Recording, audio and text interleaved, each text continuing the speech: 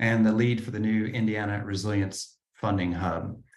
This is the third webinar presented by the Indiana Resilience Funding Hub, which is a collaboration between the Environmental Resilience Institute and the Center for Rural Engagement, represented here by Jacob Simpson, who will act as our Q&A moderator.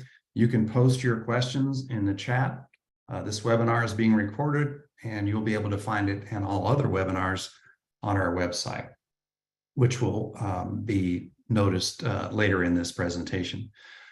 Our special guest today is Brett Roberts, the Indiana State Revolving Fund Program Manager. In this role, he empowers communities throughout the SRF process with the end goal of protecting human health and environment throughout Indiana. He holds a master's degree in public affairs with a concentration in community and economic and environmental economic development from Indiana University's O'Neill School of Public and Environmental Affairs. Following graduate school, Brett spent time in South Bend, Indiana as a community development planner, helping communities across northern Indiana through state and federal grant processes and their comprehensive planning efforts. When Brett isn't in the office, he can be found reading, biking, or exploring America's third coast, the Great Lakes. For the agenda, before we'll let Brett take over.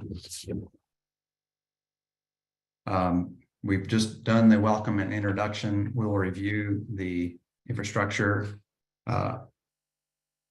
otherwise known as the IIJA Act, and examples of state pass-through funding. This is also known as the bilateral infrastructure law, or BIL, bipartisan infrastructure law, excuse me. We'll do an overview of the Indiana Finance Authority funds and opportunities, positioning your community for IFA funding, how the Indiana Resilience Funding Hub can assist you in building climate resilience, and then we'll follow that up with question and answer. And so at this point, we'll let Brett take it away. All right. Good afternoon, everybody.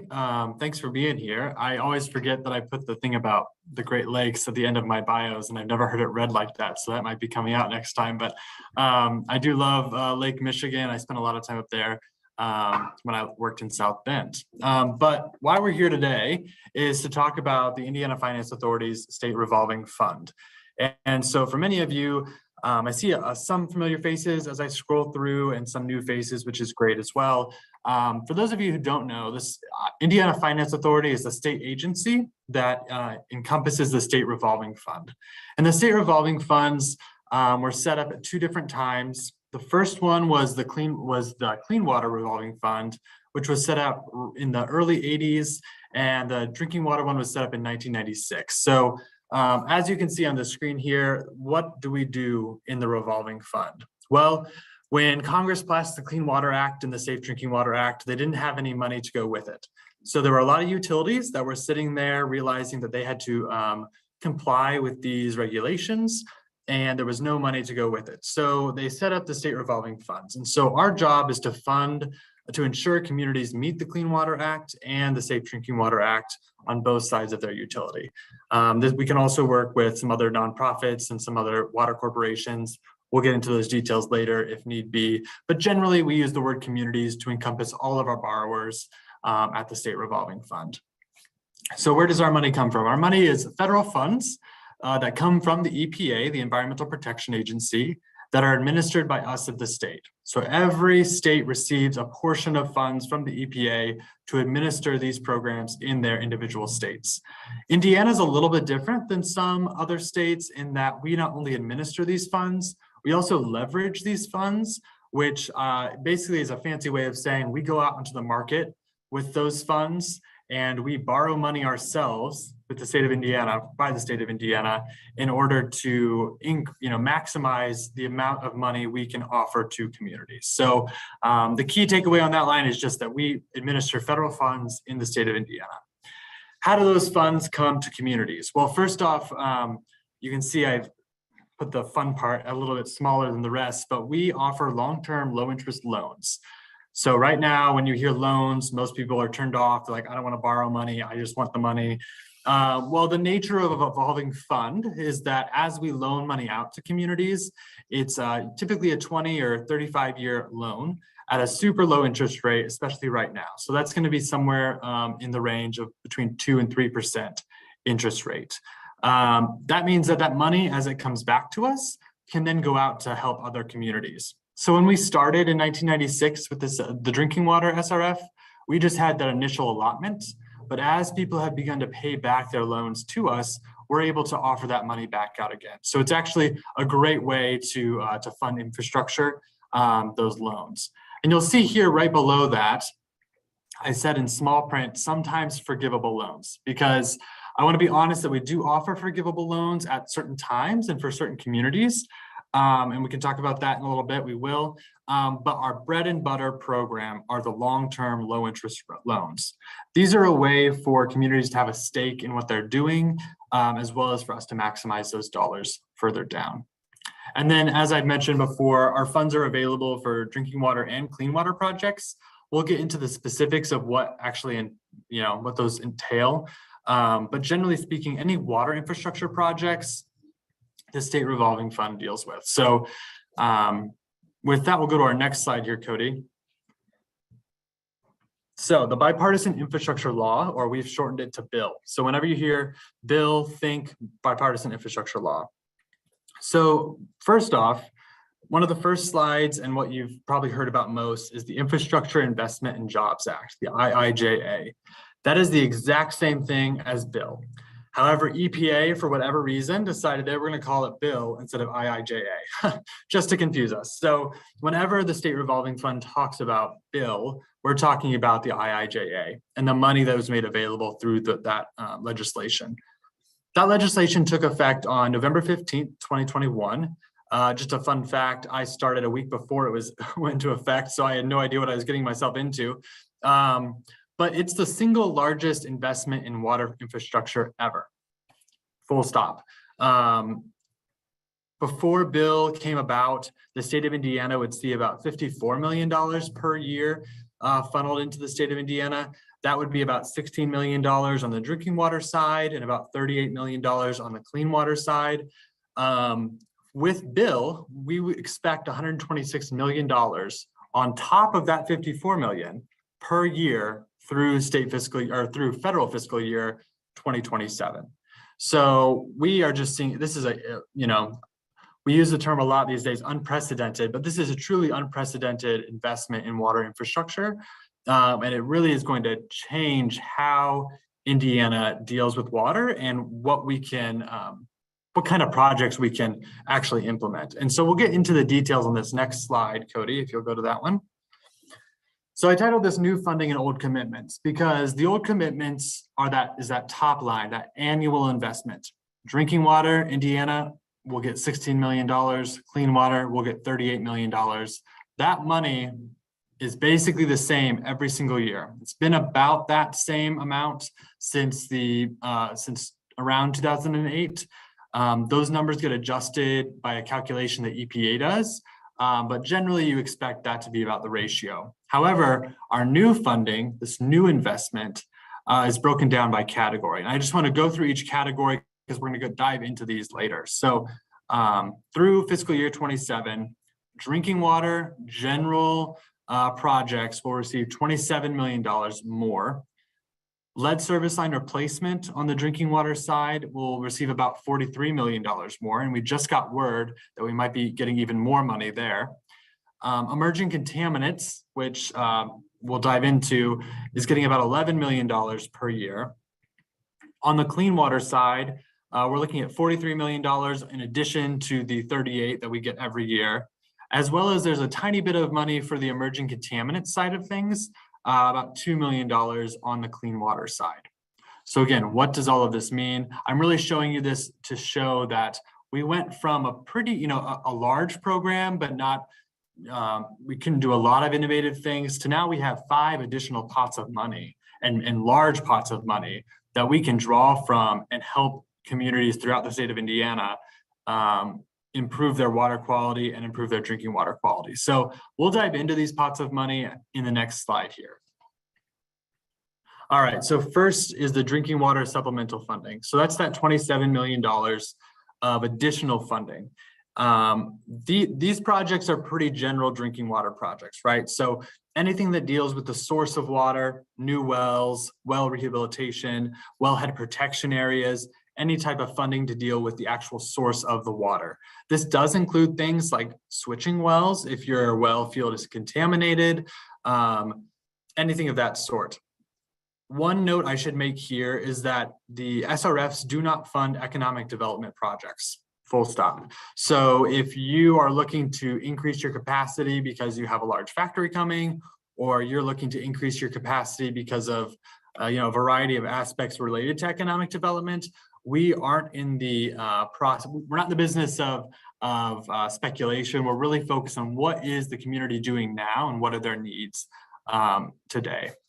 The next up is treatment systems. So, we built a lot of water treatment plants in the 90s, and those are starting to, become less relevant and need some updates. So any type of treatment system updates, that can be anything from adding some filters to your water treatment system, all the way to you need an entirely new water treatment plant.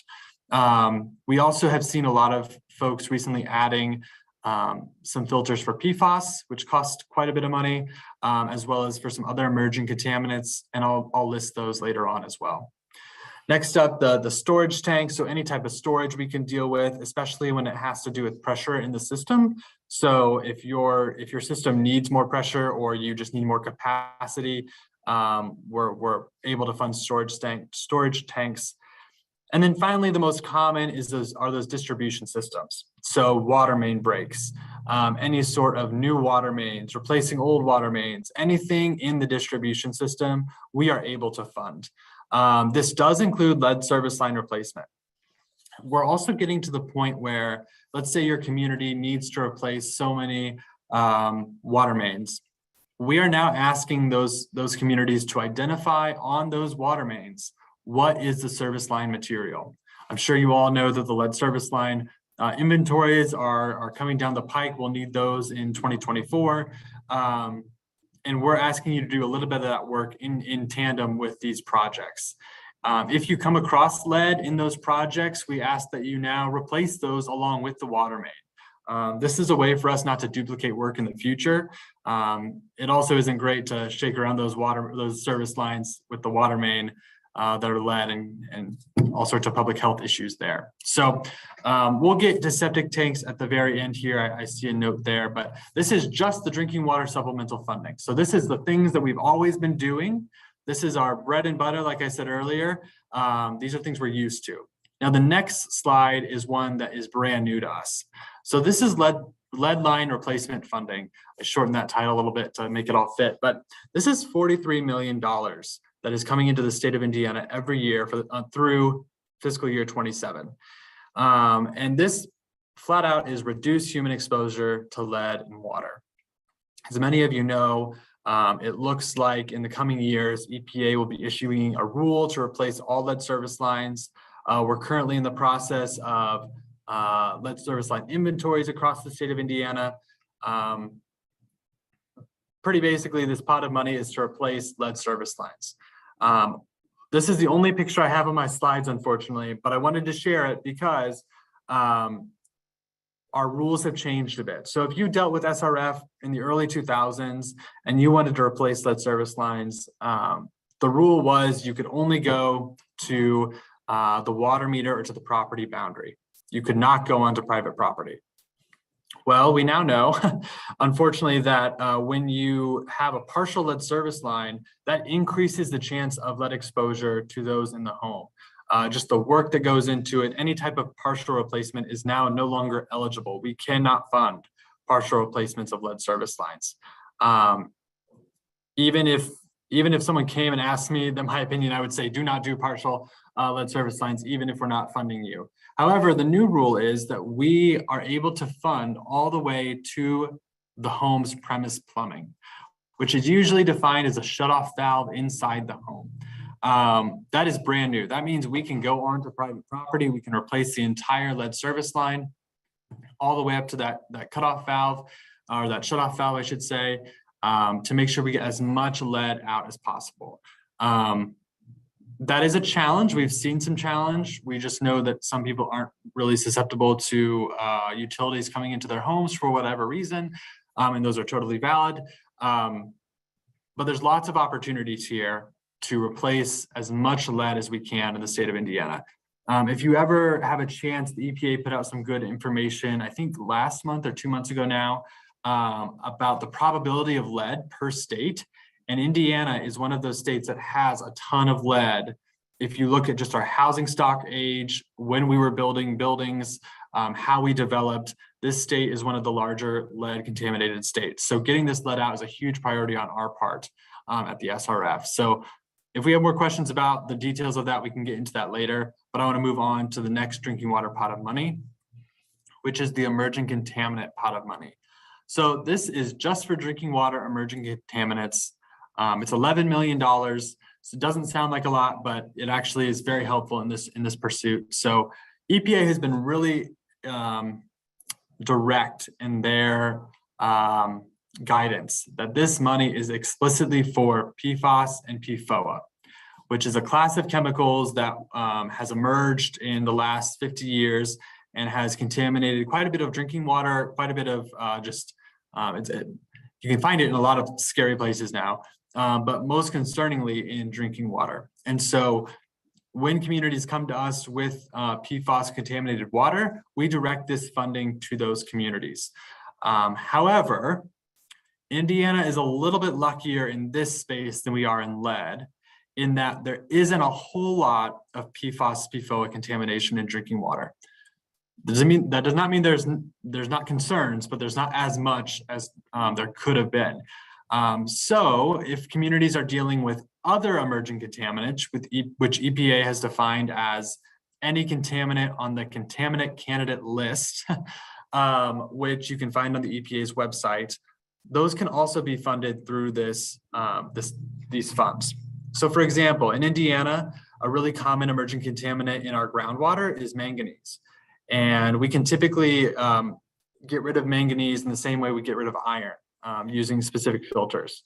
So that's all to say that PFAS and PFOA is our main concern with this grouping of funding. However, there are other types of emerging contaminants we can help you get rid of. We can also do some investigative work on this. So if there's water, if you need to do some water testing to understand what's in your drinking water, we can think about that as well. IDEM also is doing PFAS testing, so we're helping get that into our pipeline as well. So again, we can get into more questions about this pot of money, but we'll move to the next big pot, which is clean water. And I can look at my time here. This next one is the clean water supplemental funding. So this is very similar to that initial drinking water funding I mentioned, except for it's all for clean water projects. So these are things we already do and have been doing for almost 30 years with the clean water supplemental funding. It's an additional $42 million on top of that $38 million, and it goes towards the list of items you see here. So septic elimination projects, I know someone mentioned that. So let's say you have failing septic systems or even non-failing septic systems in your service area or near your service area. Those are all eligible to be funded through our program. Any collection system improvements are eligible. CSO correction is very common. So Indianapolis's Big Dig, if you remember, where they are digging big tunnels underneath Indianapolis to put their overflow during big rain events. That is all funded through SRF. We have multiple CSO projects in Richmond, in Peru, Fort Wayne, might not be Fort Wayne, but anyway, a variety of places, and any CSO correction is eligible through our funds. Any treatment improvements are eligible through our funds. This goes towards, some more advanced treatment for pharmaceuticals and waste. I'm not as familiar with the clean water side of things yet. I only took over this program about 2 months ago or 3 months ago, so I'm still learning. But if you have any questions, my contact information will be on the last slide here, and we'll go through that. And you can email me there. The stormwater improvements are also eligible. I'll tell you, we don't fund as many stormwater improvement projects but we do fund some. So if you're looking to do anything with your stormwater systems, those are also eligible through our program. And we'll go to the last new pot of money here. And just to say, emerging contaminants on the clean water side. This is only $2 million, which in our world is not a lot. However, we're kind of using it for the items listed here. So addressing PFAS discharges in clean water systems, investigating PFAS contamination in clean water systems, and also researching contaminant plumes that lead to a project. So for example, if a community is seeing a really high level of PFAS in their wastewater and they don't know where it's coming from, we can help fund the investigation to determine where that's coming from. I'll say this pot of money has been very elusive to us, even in the SRF. We're still working to figure out how we need and want to spend this. But I look at this pot of money as kind of the one world, one water approach, right? We're obviously trying to eliminate PFAS at the drinking water. We also need to eliminate it before it goes back into our rivers and streams. So I'll leave that there. Next slide here. And before I do that, how are we doing on time, Cody? Do I need to?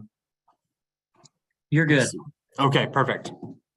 So along with the 5 pots of money I just ran through, and again, I can take more questions about those because I know it went pretty quick. The EPA and the Biden administration have been very explicit that 49% in most cases of this money needs to go towards disadvantaged communities. And each state is given the ability to determine, what is disadvantaged, which a lot of communities think, I don't want to be called disadvantaged. Why do I need to, meet that criteria? This is a way for us to really dig into communities that have often been overlooked by federal spending or have been or will be neglected in the future to determine how we can best help them. So I'll just get into how Indiana determines disadvantaged communities. And there's always questions on this, so feel free to ask these at the end as well. So first off, our top line disadvantaged community definition is based on median household income. So each community based on the census tract has a median household income. And if that median household income is below 80% of the state's MHI, they qualify as disadvantaged. I'm going to say that again because it's a lot.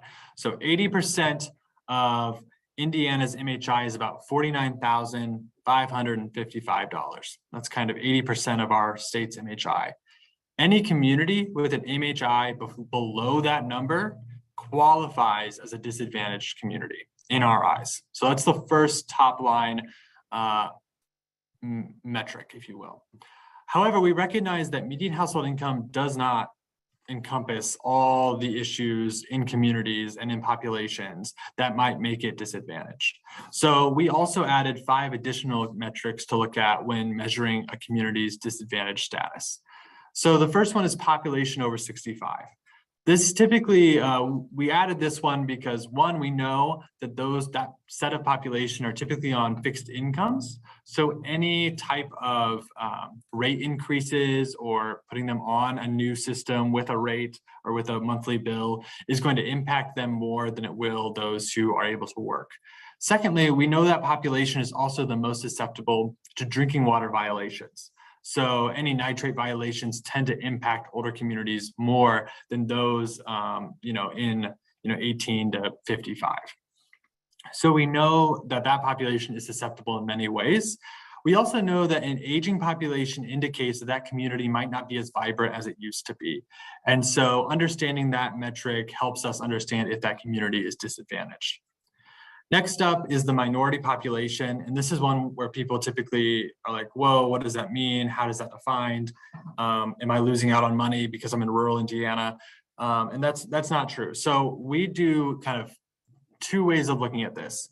Any community that is large, and we've defined large in different ways, so I'm not going to define it here, but any larger communities that are 50% or more minority receive points and are considered disadvantaged communities.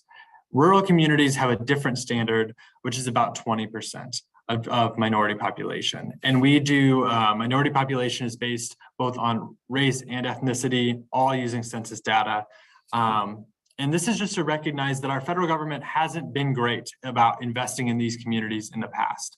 And the more we can invest in them now, especially around the lead service line piece, the better our outcomes will be for the future. Next up is population trend. And I guess I have two pictures on this PowerPoint. This is my second one here. So you can see on this map of Indiana, the projected population change by county from 2015 to 2050. And you'll notice, if you can see the key there, that dark orange color, those are communities that are going to lose population significantly within that time frame. The next light kind of yellow orange, those are also going to lose population in the next so many years. And so looking at this map, we realize that a large majority of our counties are going to continue to lose population over until 2050, yet they still have the water and wastewater utility systems that they had at their peak population in 1975, right? So they have this large utility footprint that they need to maintain. And so we want to capture that in some way. So any population trend, we also take into consideration in disadvantaged community metrics. The next one is the user rate impacts. So I love this example. I've done this example many times. So East Chicago, way up in Lake County, it's disadvantaged in a lot of these ways, but it's not disadvantaged in user rate impacts because they have a water intake valve on Lake Michigan and they sell that water to everybody else in Lake County. They're the main water producer. So they get to keep their rates really low. I literally think it's $7 a month for water in East Chicago. And so they're not considered disadvantaged when it comes to user rate impacts. However, we know that other communities are paying upwards of $75 for their water each month. And that in any loans that they would take on from us would increase that rate. And so we have a metric that we use to measure the impact of user rates. And that would also consider you for disadvantaged community funding. Finally, and I know this is a lot, I'm sorry, but finally is population below the poverty line. So this is a pretty general, another tool that the census information gives us. The Indiana's poverty line is about 12% of the population is below the poverty line. So any community that is above that percentage, we consider disadvantaged. Anyone below, we do not. So that 12% threshold is our threshold. So disadvantaged communities, I think, is the most exciting thing about this new funding. It is the federal government telling the states explicitly that we need to invest in communities that have long been overlooked. That encompasses both rural and urban communities, both communities of color and communities that look lily white. Both communities fall into this disadvantaged community category. And the state of Indiana explicitly is excited, I think, to invest in these communities and their projects to ensure that their infrastructure is viable moving forward. So we'll go to the next slide here to talk more about how you can access these funds. So you've heard me talk, you've heard all about all these funds, and this is the slide you wanted to hear this entire time, which is how do you access these funds? And so I was talking to Cody before, and I know a lot of the folks on here, have our cities, towns, our counties. And so those are our usual borrowers, right? These are the people that usually come to us. What you need to do to access our funds is first to start a conversation with me. I have my contact information on the next slide after this, but you'll want to contact me. And then the next step is to create a preliminary engineering report, or a PER as we call it. So this is usually you'll have an engineering firm on retainer there, and they'll help you think through the problems in your utility system and how you can address those. And from there, you would submit that PER and application to us. We work on the state fiscal year, which is July 1st through June 30th. Which essentially means you need to get your application to us by April 1st to be considered for funding by July 1st. So you're probably sitting here thinking, wow, it's June 1st. I've missed the boat for this year. That is true, but next year, April 1st always comes around sooner than people think. So if you start this process now, this conversation now about how what are the issues in our utility system and how can we address them? You should have a great PER by next April to submit to us with your application to be considered for funding in that next state fiscal year. So yeah, that's our initial, how do you enter our program? From there, SRF, we score and rank the projects based on the components of the project. So we have a pretty comprehensive scorecard that I can send to whoever would like it. It's been public commented. It essentially runs through a variety of things, but mainly, the question is this project addressing the Clean Water Act and the Safe Drinking Water Act? The second question is, how is this impacting the community, which is the disadvantaged community piece? And then lastly, some additional questions around climate resiliency, around things like green project reserve, which are components of the project that increase their value overall, stuff like that. So we score and rank all the projects against each other. I should note here too, we rank drinking water and clean water apart. We don't judge those on the same case. We have a drinking water ranking system and a clean water ranking system. And then based on that ranking, we establish what we call a fundable range, which is essentially a range of funds that we know we have in that state fiscal year. So last year, the clean water side, or the drinking water side, excuse me, was about $100 million. That's how much we could fund. On the clean water side is about $300 million. Typically, those go up each year. My guess is it'll go up again this year. I haven't seen it ever go down, I don't think, in my research, but if you're in that range, and we'll set that range on July 1st each year.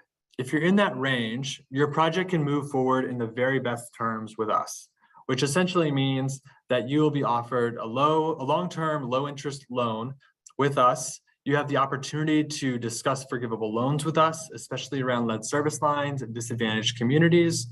And it's kind of the best situation if you're in the fundable range. You really get to drive the boat on where your project goes. If you're not in the range, which is the more common experience, more people are outside of the range than in the range, you have some other options. So the first option could be you go back to the drawing board and you rethink your project, or you rethink the problem perhaps, to score higher on our project priority list, we call it. So that's one option. Another option you have is that we can move forward with your project and we can close your loan with us in what we call a pooled financing, which essentially means there's no federal dollars associated with it. It's a straight up loan. There's no forgivable loans, but the state of Indiana, using our AAA bond rating, will go out to the market for you.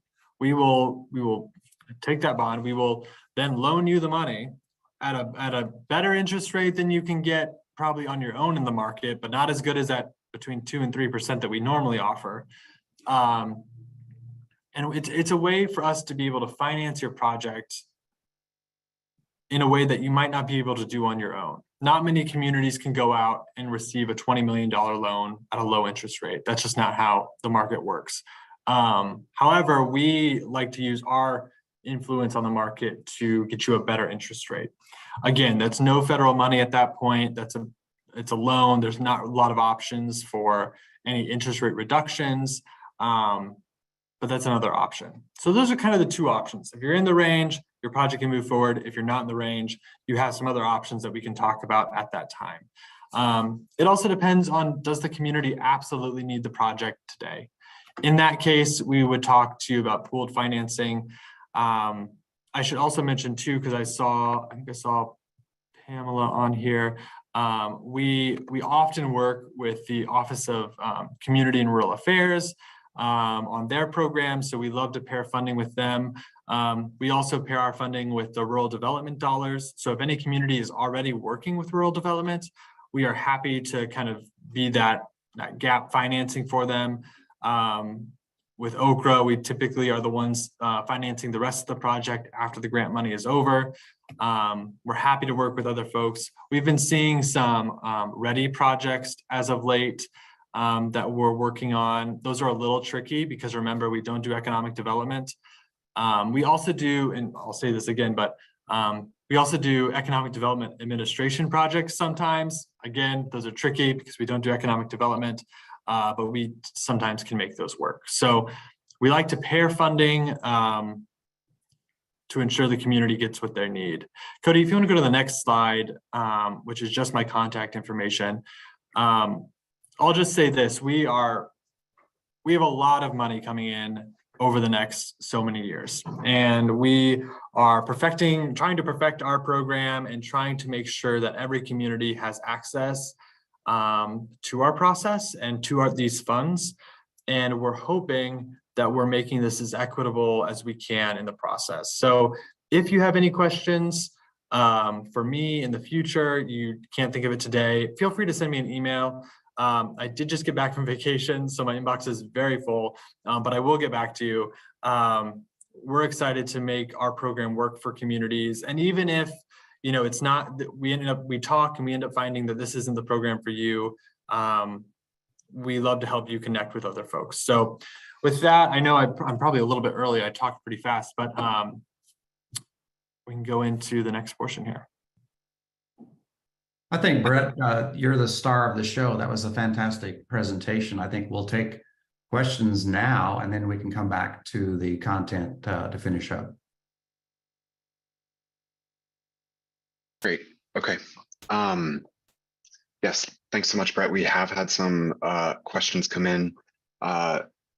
Some questions about the program in general, but then also some specific questions about maybe what eligible projects looks like depending on the type of funding available. So as a general question, how are these opportunities communicated to local water system managers? So things like rural water cooperatives, local government entities, county commissioners, et cetera. I know there's a lot of stakeholders in the water infrastructure world. So how is your agency engaging with these groups? Yeah, that's a really good question. So first I'll recognize what we've done in the past, which is not as much as we probably should have been doing. With limited funds, we always knew each year we had kind of a limited amount of projects that we could fund. So our outreach wasn't as wide sweeping, if you will, than it could have been. With these new funds, we recognize that we need to build some bridges and to get some more partners on the ground. So, for example, we've had a long-standing relationship with the Alliance of Rural Water. I always forget the full name, the Alliance. We also have a pretty good relationship with AIM, which is the Accelerate Indiana Municipalities, which is a good sounding board for us. We have kind of an outreach group, which is Sarah Hudson. I'm sure that name is familiar to some of you, who does the regional planning meetings, which is kind of a water resource planning group around the state. We also are at every trade show you can think of. So if you have an engineer, if a community or a utility has an engineer on staff, they probably know about us, and we've probably talked to them at a trade show. In Indiana, we're a bit unique in that we work a lot closer with the engineers initially than with the communities themselves. And so what that means is, you're always free to reach out to us directly before you have an engineer, but sometimes it's even better to start with your consulting engineer and say, okay, we've heard about this program. What do you know about it? How can we partner together to move forward? But I think, Jennifer, I think that was your question there. If you have any suggestions for us about how we can reach out and be better about our communication or our outreach, please let me know. I'm happy to take suggestions. Like I mentioned before, I think everyone was on. I've done a few of these presentations recently at the Indiana Rural Conference, Indiana Rural Conference and some other things. So always looking for ways to be better though. Thanks, Brett. And I encourage everyone on the call, if you have a question for Brett, please put it in the chat and we'll make sure to get to it. If it's in the chat, we can have a record of it and make sure when we're done, we can get all the information out to folks on the call. But our next question, we now get into some of those specific funding line items you were talking about. So there's a question here about the lead service line replacement. Wondering if you can talk more about that shift in the rule between funding lead water line replacement up to the property line, now going, all the way to home premises. The concern brought up is about, utilities needing to take on more debt to replace, something they're not responsible for. So if you could speak to kind of the trade-offs and challenges that you're navigating. Yeah, this is a hard question, and it's a valid question. And I'm thinking about how to even start it. So there's many ways to address lead service lines, and every state has been different in this. There's a great example from Madison, Wisconsin, where they actually help subsidize lead service line replacements on the private side through a grant situation. Kind of like, I think I'm looking at the right question that Michael is addressing. Yeah, why would a utility take on more debt if they're going to end up giving this easement back to the property owner anyway?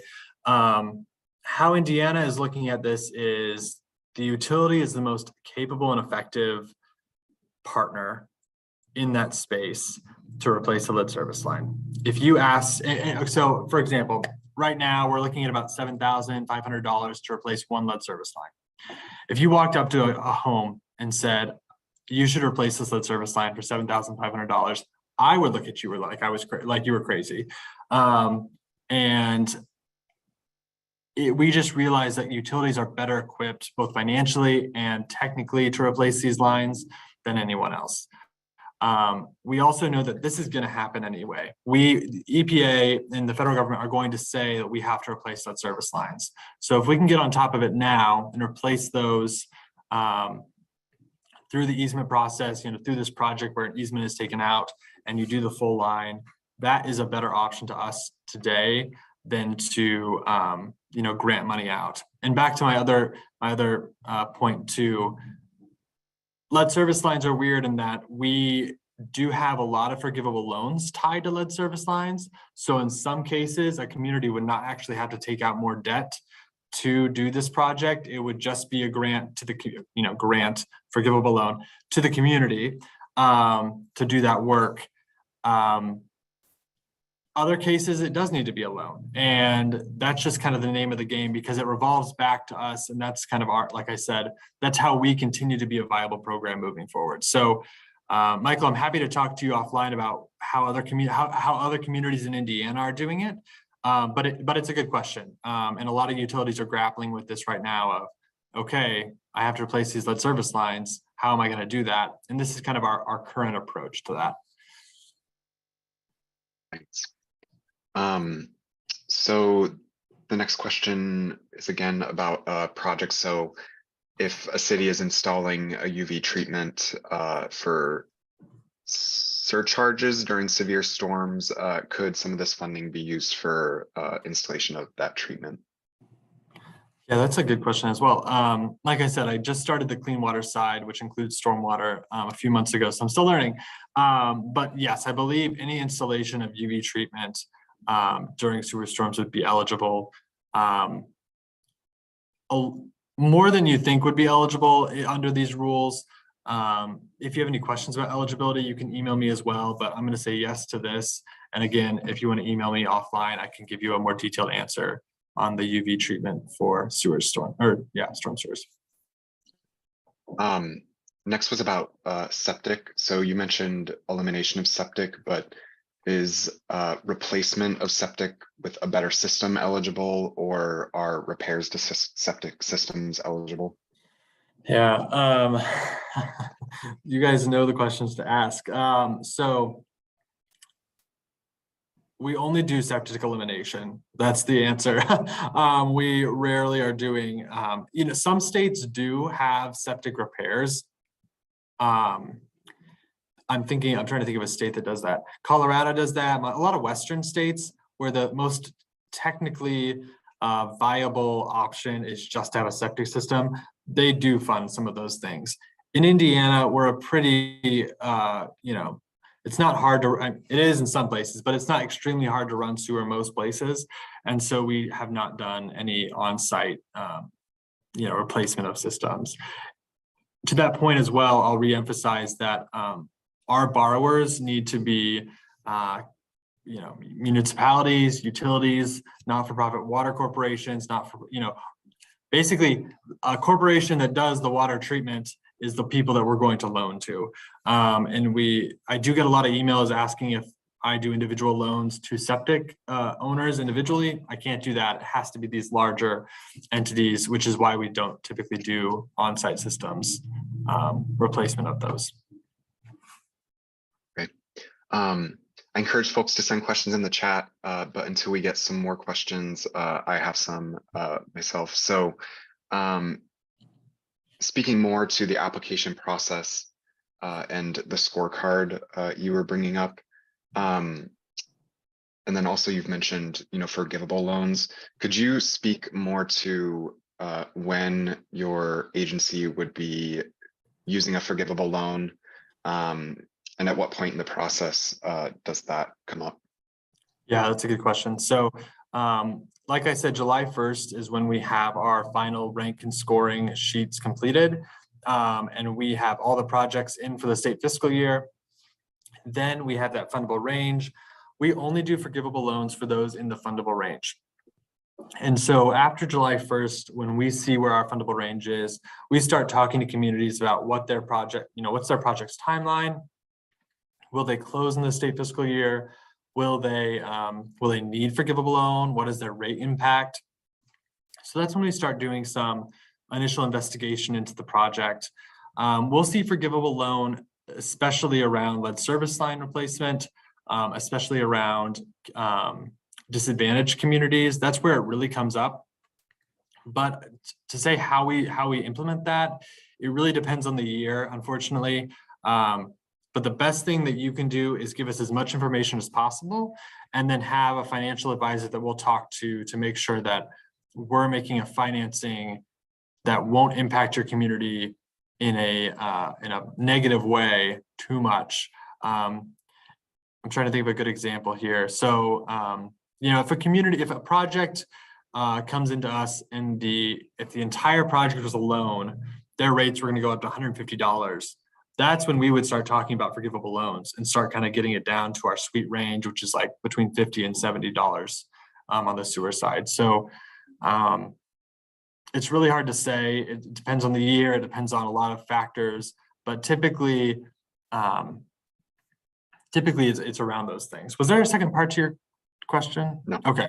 I'll also mention too that we use the term forgivable loans because grants, anytime you're dealing with federal grants, there's a lot of paperwork that comes with that, and paperwork that we don't want to do and that we don't want you to do. So we write it into a forgivable loan. It's much easier for everybody involved. So you mentioned pairing funding. In your scorecard, are matches or paired funding considered, or are communities not required to have that upfront? Yeah, so communities are not required to have a match per se. We'll need to, they might have to increase their rates so that we know they can pay us back. But for a matching, we do reward matching. So let's say Okra has already awarded you some points.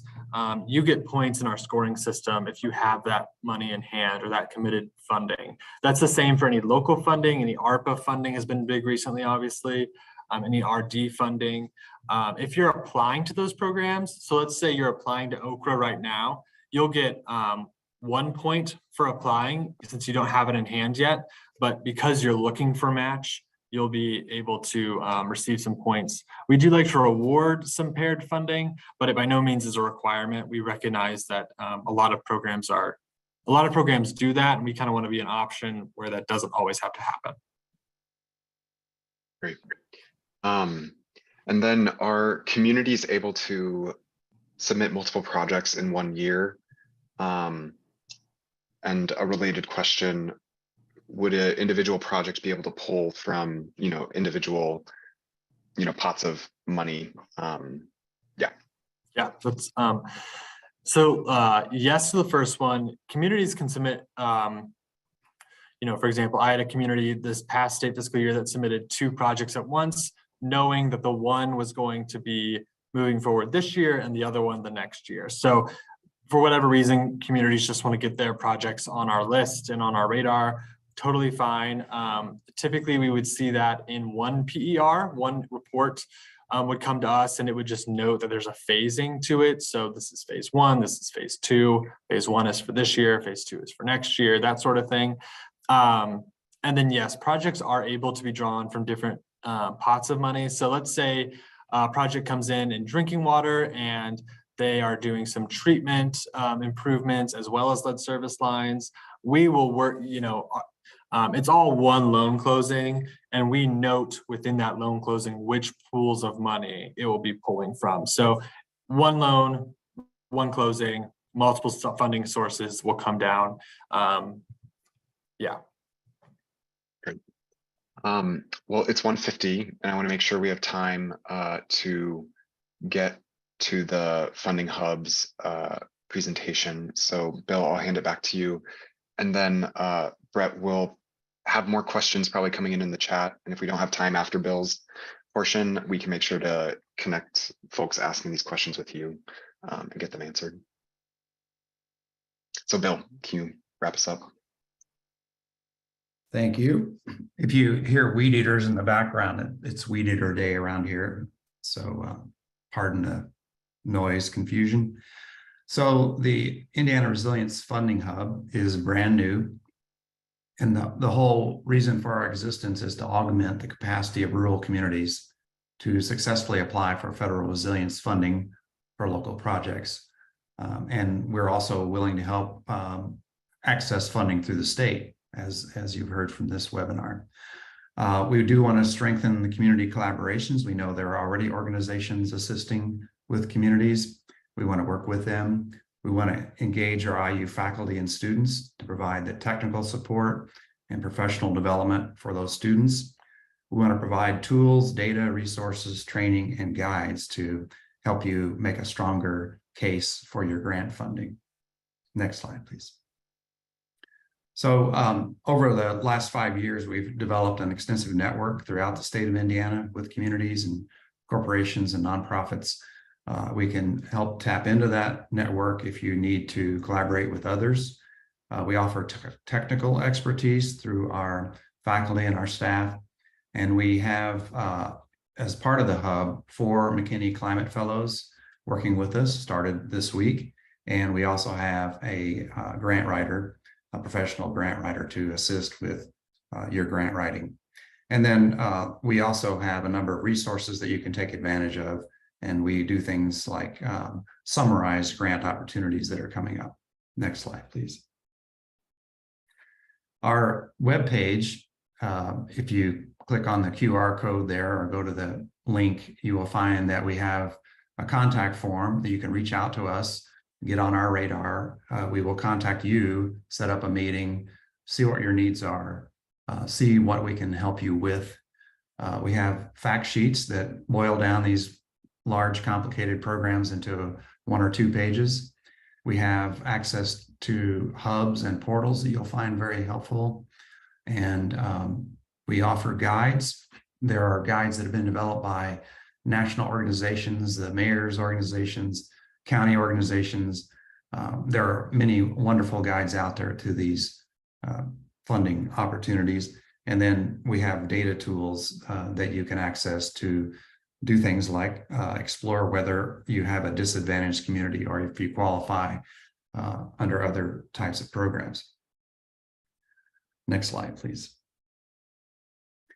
There are some approaching dates and deadlines. Again, this is something we do in all of our webinars. And today was a deadline for the Urban and Community Forestry Grant. We assisted a few people with that program. The charging and fueling infrastructure has been extended to June 13th. Let us know if you need help with that. July 10th, Safe Streets for All is due, the planning and implementation piece. July 1st through August 1st, where you look at Next Level Trails, grant round 4. And July 31st is the Energy Efficiency Community program formula grant pre-award information sheet. And we know a number of communities that are seeking that grant and working with them. And then August 18th, the Protect Transportation Resilience Grant Program deadline. So again, these are some things to have on your radar. And again, if you need help with any of these, let us know. Thank you all for attending this webinar. If we don't have time to take your question today, we certainly will welcome your email or click on the QR code and reach out to us through the contact form on our website, and be happy to help you in any way we can. And Jacob, if there are any burning questions, we've had a few minutes left. Yeah, I think Brett's answering some of them in the chat, but maybe one that would be helpful for everyone to hear is there a cap on the funding request, Brett? And can you speak about that? Yeah, so funding caps are interesting. I have a project that came in for $95 million this year, which is fun. And I have projects that came in for 1.5 million. So we see a vast range of project costs. The short answer is, I think, what did I just type here? The short answer, I think, is yes, there is a limit. The longer answer might be, it depends. So on the drinking water side, if your project is $15 million, we fund up to $10 million with our very best interest rate. So the first $10 million of that loan, it's going to be loan money at the low at our great long-term low interest loan rate. At the additional 5 million is going to be at one of those pooled closing rates. So it's kind of a piecemeal. One, up to $10 million is going to be a great interest rate long-term. The next part will be a little bit different, a little bit higher interest rate. That's essentially our way of making sure there's enough money for everybody. If you can think about it a different way, everybody in the fundable range will get $10 million at our best rate. On the clean water side, the limit is, I think the limit is $15 million, but don't quote me on that. That also changes year to year. It's continually going up. But again, same thing on that end, where the first $15 million would be at our best rate. Anything above that will be at a different rate. I haven't seen, big cities like Evansville, Indianapolis will come in with everything all at once because they know they need to do it and they can't do it $10 million at a time. Other communities do. They come in with 5 million here, 7 million there, just to make it as beneficial to them as possible. So that's a good question. Great. Well, I think we'll end there. Brett, you've been very helpful giving us an overview of all these programs and the increased funding this year, and some great questions from everyone on the call. So there's also been questions about, are we going to be posting the PowerPoint? Yes, we'll post it. We'll also post the recording, and encourage everyone to reach out to Brett if you have additional questions. So thanks so much, Brett, and hope everyone has a good rest of your day. Thanks. Thank you for joining us.